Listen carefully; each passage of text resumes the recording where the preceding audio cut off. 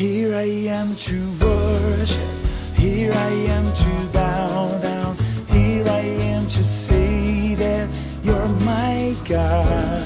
You're altogether lovely, altogether worthy. 샬롬, 2021년 7월 12일 아침입니다. 오늘도 말씀과 동행하며 거룩한 리듬으로 살아가는 푸른나무교회 성도님들이 되시기를 바랍니다. 찬송가 420장 1절만 함께 부르시겠습니다. 너 성결케 위해 늘 기도하며 너 주 안에 있어 늘 성경 보고 온 형제들 함께 늘 사귀면서 일하기 전마다 너 기도하라. 아멘. 일하기 전마다 기도를 시작하는 저희 되기 원합니다. 오늘 함께 나눌 말씀은 출애굽기 38장 1절로 20절 말씀입니다. 오늘 본문은 번제단과 물두멍 그리고 성막들과 울타리 제작에 대한 내용입니다. 34장에서 모세가 두 번째 돌판을 받아 내려온 후 이스라엘 백성들은 35장부터 본격적으로 성막 제작에 들어갔습니다. 하나님은 성막을 건립하는 일을 위해서 브살렐과 오홀리압에게 하나님의 영을 충만하게 하여 지명하여 부르셨고, 마음이 감동된 백성들은 자원하는 마음으로 성막 건립에 필요한 예물을 넘치도록 가져왔습니다. 36장에서는 성막에 쓸 모든 휘장과 성막문과 지성소문 휘장을 만들었고, 37장에서는 성소에 들어갈 법궤, 떡상, 등대, 향단을 만들었습니다. 그리고 오늘 본문 38장에서는 성막들에 빛이 될 번제단, 물두멍, 그리고 성막들을 둘러칠 포장 등이 만들어집니다. 광야라는 척박한 환경 속에서도 성막 공사가 하나님의 지시대로 하나님이 보이신 양식을 따라 하나님께서 능력 주신 사람들의 노고와 백성들의 열심을 통해 아름답고 질서 있게 진행되고 있음을 볼 수 있습니다. 오늘 본문은 1절로 8절 번제단과 물두멍 제작, 9절로 20절 성막들과 울타리 제작, 이렇게 두 부분으로 나누어 살펴볼 수 있습니다. 먼저 1절로 8절 말씀을 함께 읽으시겠습니다. 그가 또 조각목으로 번제단을 만들었으니 길이는 5규빗이요 너비도 5규빗이라 네모가 반듯하고 높이는 3규빗이며 그 네 모퉁이 위에 그 뿔을 만들되 그 뿔을 제단과 연결하게 하고 제단을 노수로 쌌으며 제단의 모든 기구 곧 통과 부삽과 대야와 고기 갈고리와 불 옮기는 그릇을 다 노수로 만들고 제단을 위하여 놋 그물을 만들어 제단 주위 가장자리 아래에 두되 제단 절반에 오르게 하고 그 놋 그물 네 모퉁이에 채를 꿰일 고리 넷을 부어 만들었으며 채를 조각목으로 만들어 놋으로 싸고 제단 양쪽 고리에 그 채를 꿰어 매게 하였으며 제단은 널판으로 속이 비게 만들었더라. 그가 놋으로 물두멍을 만들고 그 받침도 놋으로 하였으니 곧 회막문에서 수종드는 여인들의 거울로 만들었더라. 여러분, 정말 말씀도 쉽지 않죠? 그런데 묵상은 또 얼마나 어렵겠어요. 더군다나 오늘 말씀처럼 몇 규빗 뭐 이렇게 익숙하지 않은 단위가 범람하고 또 뭘 만들었다고는 하는데 도저히 상상도 되지 않고 하나도 재미가 없으시죠?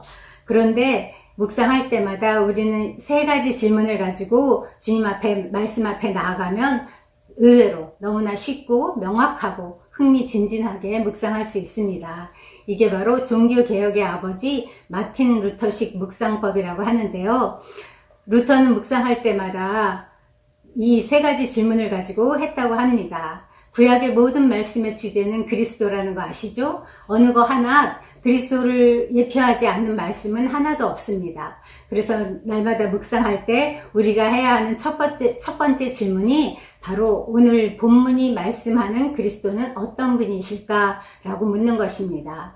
그러면 보물찾기 혹은 숨은 그림 찾기 하는 것처럼 말씀 속에서 그리스도를 발견하는 기쁨을 맛보게 될 것입니다. 그리고 두 번째 질문은 이 말씀이 오늘 나에게 주는 교훈은 무엇인가를 묻는 것입니다. 그리고 우리가 세 번째 던져야 될 질문은 그렇다면 오늘 이 말씀으로 내 삶에 적용할 점은 무엇인가 라고 질문하고 그것을 찾아서 반드시 오늘 중으로 적용을 해보는 것입니다.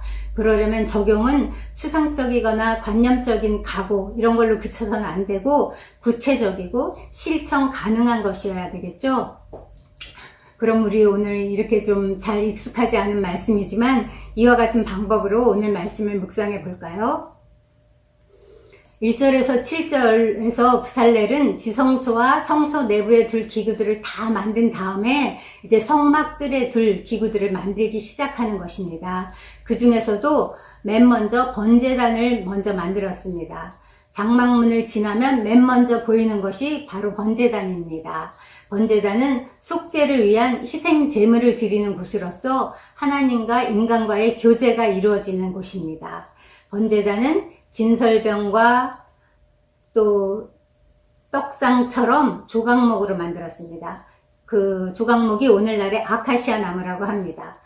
근데 성소 안에 두는 기구들, 증거궤, 진설병상은 그 조각목 위를 금으로 쌌다면 번제단은 그 같은 조각목으로 만들었을 때 노수로 쌌다는 점이 다릅니다. 번제단을 노수로 싼 이유는 번제단에서 화제가 드려졌기 때문입니다. 강한 열과 불에 견딜 수 있어야 되기 때문에 내열성이 더 강한 금속으로 싸게 하신 것입니다. 번제단의 중요한 특징은 피와 불과 뿔입니다. 부살렐은 번제단 위에 그 네 모퉁이에 뿔을 만들어서 단에다 붙였습니다. 이 뿔은 제사 드릴 그 제물들을 붙들어 매는 데 사용되기도 했지만 무엇보다도 중요한 기능은 죄를 범한 자가 그 성소 안으로 달려가서 이 뿔을 잡기만 하면 죽음을 면할 수 있었습니다. 일종의 도피성 같은 역할을 한 것입니다. 그래서 성경은 이를 구원의 뿔이라고 묘사하며 하나님의 권능과 힘을 상징하는 표현으로 사용하기도 합니다. 제사장이 하나님께 제물을 드릴 때 맨 먼저 이 번제단 옆에서 제물을 잡고 그 피를 번제단 위에 뿌리고 그 위에서 불태워야 했습니다. 번제단에 올려져서 불태워지는 제물은 우리를 위해 십자가에서 못 박히시고 피 흘리신 예수 그리스도를 상징합니다. 그리스도께서 우리를 위해 한 영원한 제물이 되셔서 한 영원한 제사를 드리신 것입니다.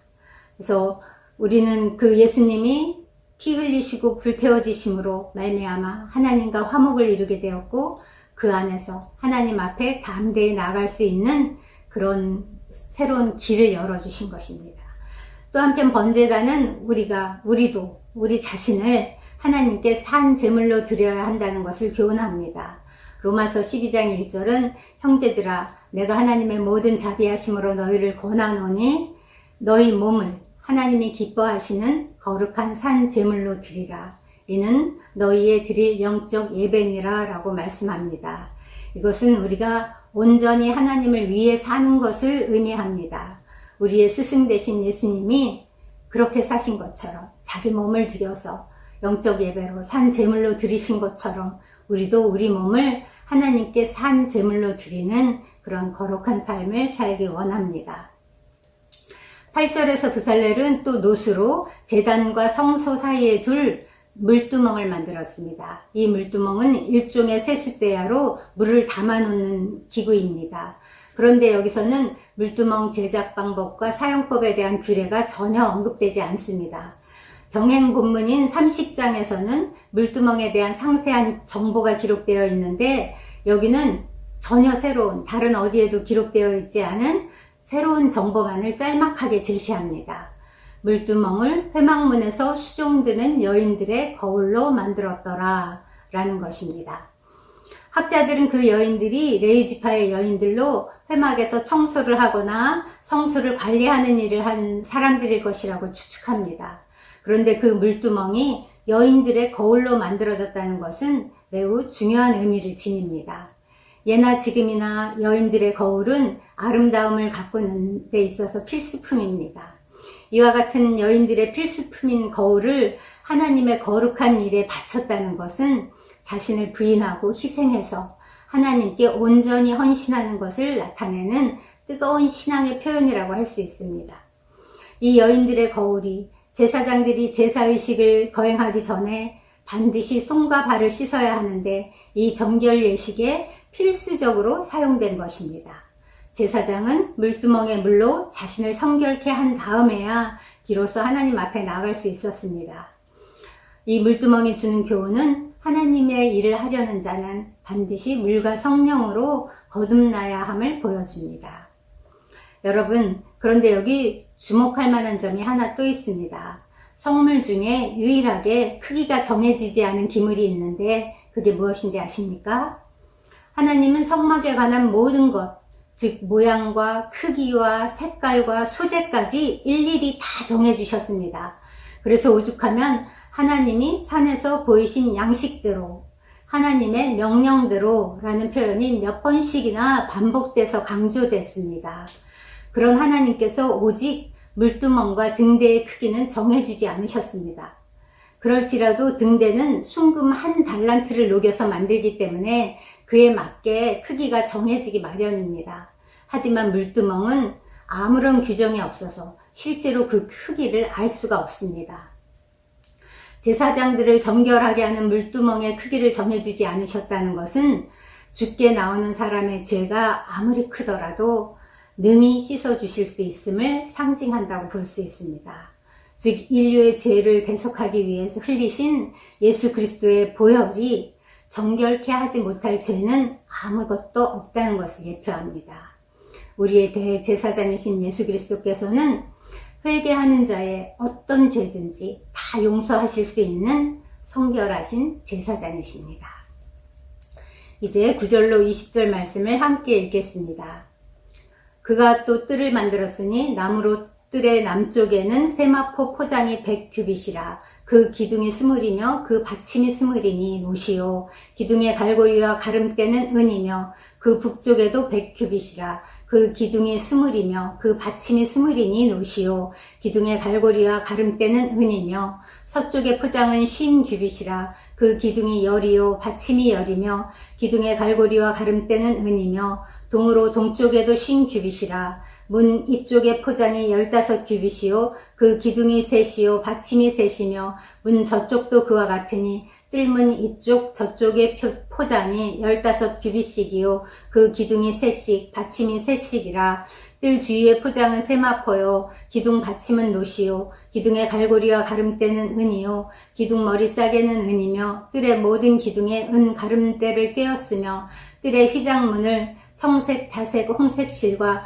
가늘게 꼰 배실로 수놓아 짰으니 길이는 20규빗이요 너비와 높이는 뜰의 포장과 같이 5규빗이며 그 기둥은 넷인데 그 받침 넷은 노시요 그 갈고리는 은이요 그 머리싸개와 가름대도 은이며 성막 말뚝과 뜰 주위의 말뚝은 모두 노시더라. 정말 어렵습니다.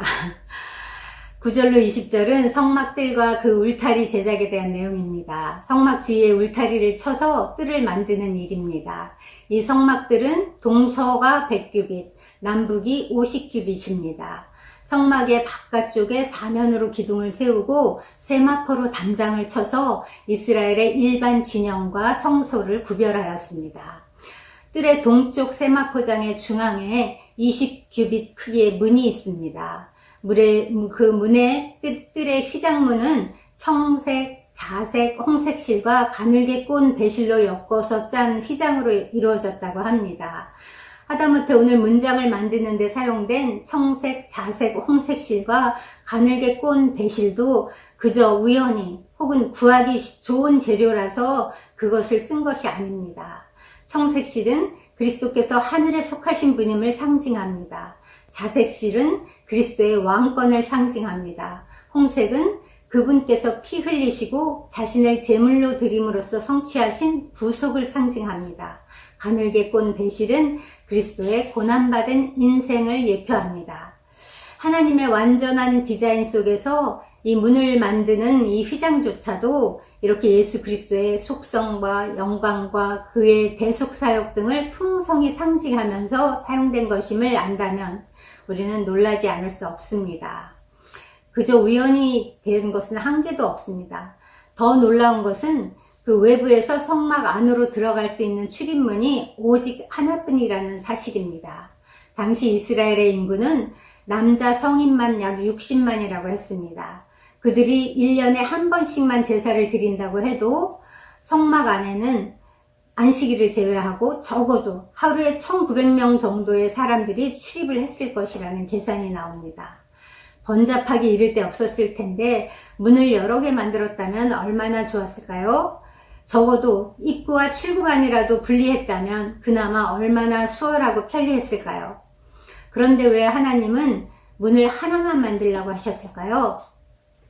하나님은 편의보다 제사에 집중하기를 원하시고 구원의 길이 오직 하나뿐임을 계시하시기를 원하셨던 것 같습니다.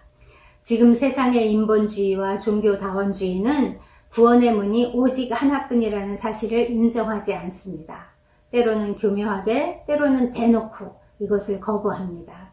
그러나 성경은 분명히 말씀합니다. 내가 문이니 누구든지 나로 말미암아 들어가면 구원을 받고 또는 들어가며 나오며 꼴을 얻으리라 라고 말씀합니다. 이것은 구원을 얻을 길이 오직 예수님 뿐이라는 사실을 예표하고 상징합니다. 사람들이 밖에서 성막 안으로 들어서기 위해서는 오직 이 문을 통과해야만 하는 것처럼 죄인된 인간이 하나님께로 나아갈 수 있는 문은 오직 예수 그리스도밖에 없음을 예표하는 말씀입니다. 또 이 문은 동쪽 울타리가 50규빗이라고 했잖아요. 그 중에 20규빗을 차지할 만큼 울타리에 비해서 크기가 매우 큽니다. 이는 구원의 문을 넓게 여시고 누구나 다 오라고 초대하고 계시는 하나님의 사랑과 은혜를 상징한다고 할 수 있습니다. 또 이 문을 통해서는 제사장들과 레위인들만 출입한 것이 아니라 일반 백성들까지도 드나들 수 있었습니다. 이곳에서 제사장들은 제사에 필요한 준비를 하거나 하나님께 바쳤던 제물을 먹기도 했습니다. 제물을 한편에서는 제물을 잡아서 피를 흘리고 각을 뜨는 그런 처절한 죽음이 있는 장소지만 동시에 하나님과 사람들의 화목이 있는 아름다운 곳이기도 했습니다. 예수님은 우리의 죄를 위해 십자가에서 죽으시고 또 한편으로는 그로 인해서 하나님과 화목을 이루셨습니다. 이렇게 성막들조차도 예수님의 성품과 사역을 구석구석 풍성히 예표해 줍니다. 오늘 본문은 우리에게 무엇을 교훈할까요? 우리 오늘 본문을 통해서 볼 수 있는 예수님, 그리스도는 어떤 분이실까요? 먼저 번제단을 통해서 우리는 예수 그리스도께서 우리 죄를 위해 한 영원한 제물이 되시고 한 영원한 제사를 드리셨음을 볼 수 있습니다. 예수 그리스도께서는 우리를 위해 희생제물이 되셨습니다. 그렇듯이 이 번제단은 우리도 예수 그리스도를 위해 사는 헌신이 필요함을 교훈합니다. 우리를 위해 죽으시고 다시 사신 예수 그리스도를 위해 우리도 우리의 몸을 들여 하나님께 거룩히 헌신하는 그러한 삶을 살라고 우리를 교훈합니다. 둘째로 물두멍을 통해서는 우리의 대제사장 예수 그리스도께서 거룩하고 순결하신 분임을 보여줍니다. 동시에 신약의 왕같은 제사장이 된 우리도 하나님을 섬길 때 깨끗한 손으로 이렇게 순결하게 섬겨야 한다는 사실을 교훈합니다. 하나님은 의롭고 정직한 자와 교제하시는 분이십니다. 하나님을 섬기는 성도로서 우리는 죄와 불결을 버리고 의와 거룩한 삶을 살라고 오늘 말씀은 우리를 교훈하는 것입니다. 셋째로 성막들을 통해서 우리의 유일한 구원의 문이 되시는 그리스도를 계시합니다.